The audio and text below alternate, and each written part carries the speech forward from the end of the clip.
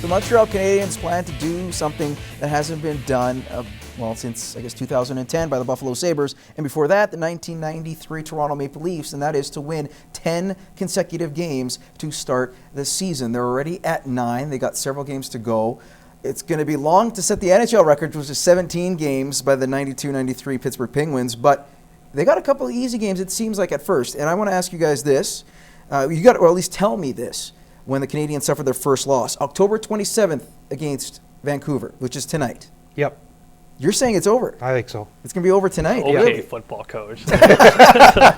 Okay, we know it's done then. I'm not a Montreal Canadiens fan, so. Okay, there you go. Spite, I'm going to say yes to everything. All right, so I okay. say no. Okay, say no. Thursday, Edmonton Oilers. I could beat Edmonton. Okay, so that means they would set the NHL record. We'll keep going. Calgary, October 30th. I could beat Calgary too, so no. November 1st against the Jets? Maybe. Okay, so you're saying maybe. So that's where you'd end? Is that the most possible time? Are we going to overtime in that game or not? Well, either way. I'm going to say no. They'll beat the Jets. They'll beat the Jets? Okay, November 3rd against Ottawa. They're at home. No, they'll beat at home, no. Okay, November 5th at home against the New York Islanders.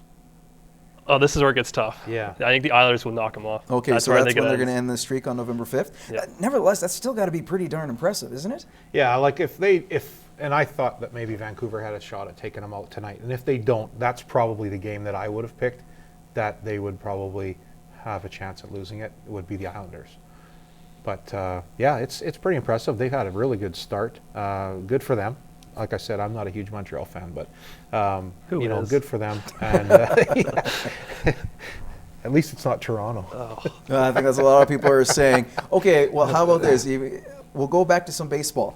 Who do you have for the World Series? Game 1 begins tonight. Do you have the New York Mets, who've been amazing? They've had some solid pitchers, yes, but they've had their bats pretty live. Daniel Murphy has been red hot. I call him an MVP for the playoffs, that's for sure. And then you have the Royals, who have proven to be a stronger team than they were last year, and they went to the World Series last year. Who do you guys got? I'm going to the Mets, and the reason for that is because I think their pitching staff is stronger. I think the Royals will have a harder time hitting them than they did against Toronto. If you can keep the Royals off bases, then you're going to be a lot safer because they are masters at running the bases and getting the small ball, if you will, getting the runs in one at a time. But I think New York has the pitching staff to do it, and with Murphy hitting the way he's hitting, they've got some bats there that are going to help them out too. So I think my edge is to the Mets. And I'm going the Royals because the Mets are hitting great. So is Toronto. That's the best hitting team in baseball, and they shut those guys down pretty handily. So the much experience you have, they have great pitching as well. They have guys I'm just going the Royals. Let's just do it that way. Plus, they're the best team in the American League versus the 5th best team in the National League. Hey, you know what? It's all about making the playoffs. Yeah. Remember, the last 2 years, wildcard teams it's a new season. made the playoffs and have won it. I'm still going with the Royals. You're going with the Royals? Okay. Well, how about this? We've heard of NFL players and players, well, even just people in general, have temper tantrums. Well, Greg, funny at Darren Pawsey, but you look at Greg Hardy, a guy who's had a troublesome, let's say, year and a half.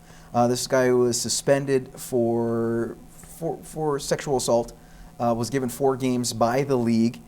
And on top of that, signed by the Dallas Cowboys, knowing full well before there was any guilty or any plea, or guilty verdict or plea, that they signed this guy to a contract.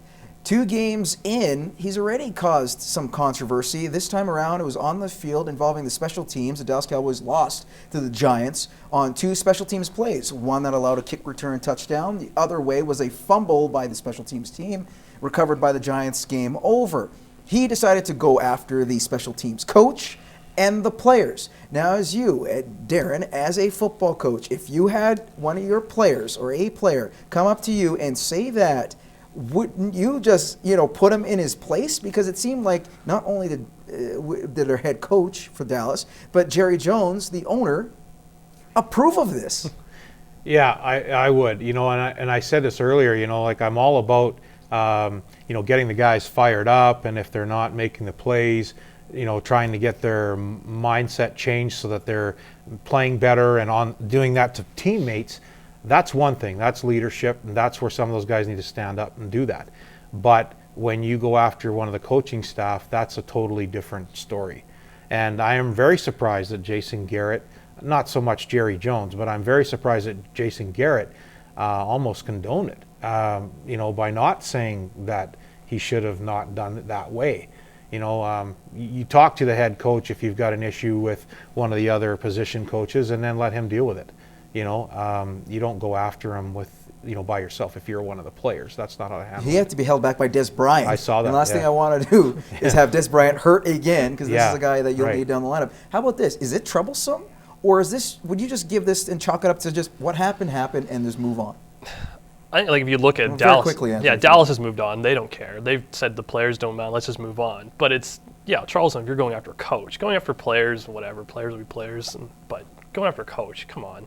Like, not at this level. It's not professional, no, for sure. Not at this level. Well, you know what? When you get paid millions of dollars and he's been known to have some issues, it's going to have up. All right, well, we're going to take a commercial break. When we return, we're going to have over-under next.